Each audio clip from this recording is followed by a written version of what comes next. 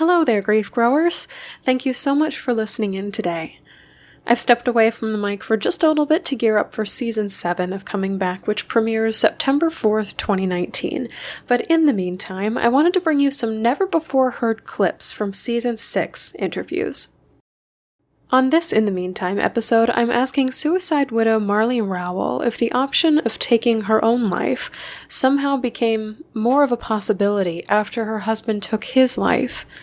In our conversation, she distinguished very purposefully and profoundly the difference between the type of depression she faced after the loss of two loved ones and the torturous, hopeless depression her husband faced for the majority of his life.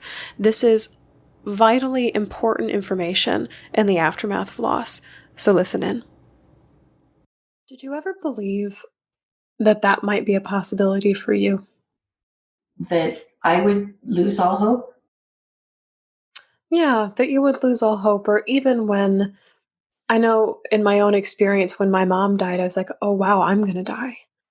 And like that kind of reality. And so for him to take his own life, you're like, okay, wow, that's an option now. I would say no. I think at the core of who I am, and my husband didn't have this, but at the core of who I am, I believe that no matter what happens, and I may hate it, I'll get through it. I may suck at getting through it. I may not do it well, but somehow inside, I just know I'll get through it. I'll muck my way through, or I'll get through it good enough. But at his core, he didn't have that, I don't think. And that's why I wrote the children's book, because I think children early on need to understand that they have that in them that needs to be fostered and understood. And you need it early in life. And I feel really blessed that I had that sense.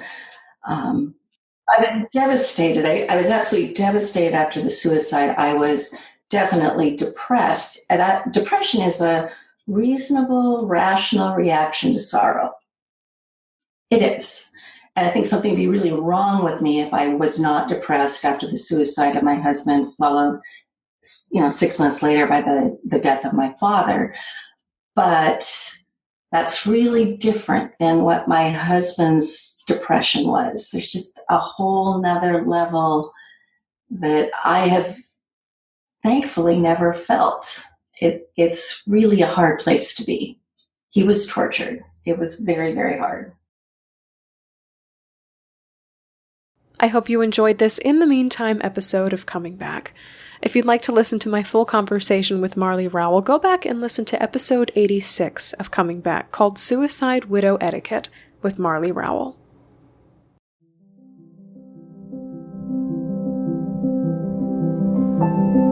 That's all for this episode of Coming Back In the Meantime.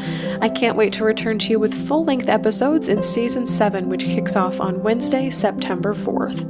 Here's where you can catch me between now and then. Now through August 31st, you can enter to win a copy of two books, Modern Loss by Rebecca Sofer and Gabrielle Berkner, and Then I Got Fired by J. Mace III. You can enter to win over on my website, shelbyforsythia.com. For grief support beyond this show, join me live online on Monday, August 26th at 8 p.m. Central Time over on my Patreon page.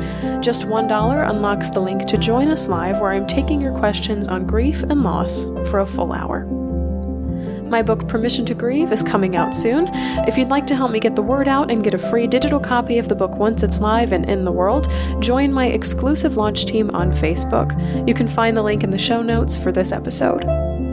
If you'd like to leave a question, comment, or guest suggestion for a future episode, email me at shelby@shelbyforsythia.com. As always, my grief growers, it was beautiful sharing this space and time with you today. I see you. I am proud of you and the work that you're doing in the world. And I love you.